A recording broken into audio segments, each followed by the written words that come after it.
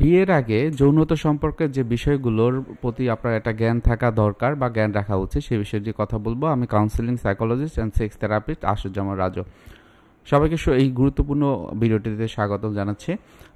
অনেক সময় দেখা যায় যে বিয়ের মতো একটা ঘটনায় দেখা যায় বিভিন্ন রকমের সম্পর্ক যেমন থাকে, শারীরিক মানসিক একটা বন্ডিংও কাজ করে, এবং সেই ক্ষেত্রে আপনাকে অবশ্যই যৌনতা সম্পর্কিত কিছু বিষয় আপনার আগে থাকতে জেনে রাখলে দেখবেন আপনার ভিতরে যে সম্পর্কগুলো বা আপনাদের ভিতরে খুনসুটি ভালো লাগা সেগুলো কিন্তু খুব ভালোভাবে স্মুথলি চলবে।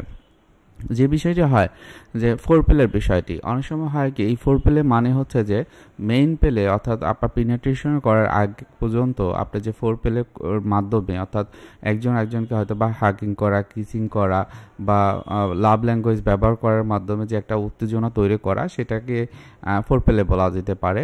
এবং ফোর পেলের ক্ষেত্রে দেখা যায় যে অনেক সময় এটা না জেনেই সবাই মেইন পেলেতে যেতে চায়, যেটা হলো এটা অনেক সময় পেইনফুল হয় এবং নিজেদের ভিতরে একটা নেগেটিভ ধ্যান বা ধারণা সেটা কিন্তু হয়ে থাকে।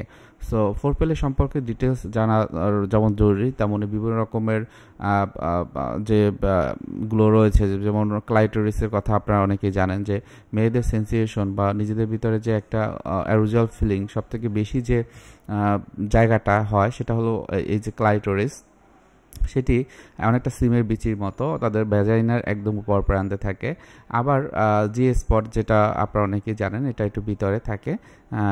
এই জিনিসগুলোর ক্ষেত্রে আলাদা আলাদাভাবে তাদের কিন্তু হচ্ছে যে অর্গাজম হয়, এবং সেই অর্গাজমটার ক্ষেত্রে তাদের যে তৃপ্তি, সেই তৃপ্তি কিন্তু অনেক বেশি থাকে।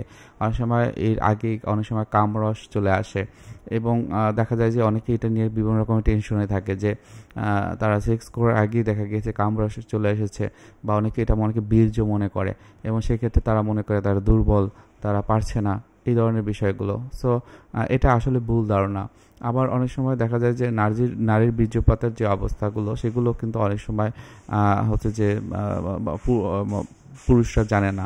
তো সেক্ষেত্রে যে বিষয়টি হলো যে একজন ছেলে এবং মেয়ের উভয়ই কিন্তু বীর্যপাত হয়। একটা অ্যারোজাল ফিলিংয়ে হওয়ার পর একদম চরম উত্তেজনা যখন হয় তখন কিন্তু বীর্যপাতগুলো হয়ে থাকে। এখন এই বিষয়টি যেমন গুরুত্বপূর্ণ, আবার দেখা যায় লিঙ্গের আকার আকৃতির বিষয়টা। অনেকেই বিভিন্ন রকমের টেনশনে থাকে, নিজেদের লিঙ্গ নিয়ে টেনশনে থাকে যে আমার লিঙ্গটা কি পর্যাপ্ত আছে কিনা।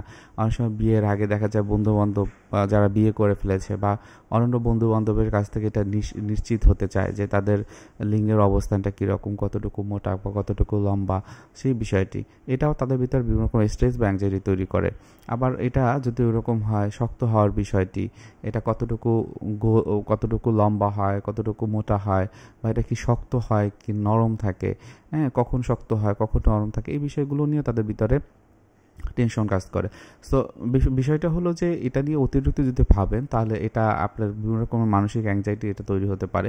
আর যদি এভাবে না ভেবে আপনারা হচ্ছে যে ফরওয়ার্ড হন, আপনার বিয়ের সময় হয়েছে, বিয়ে করেন, অন্যান্য কাজ যখন থাকবে সেটা করেন, সেক্ষেত্রে কিন্তু এই ধরনের সমস্যা হবে না।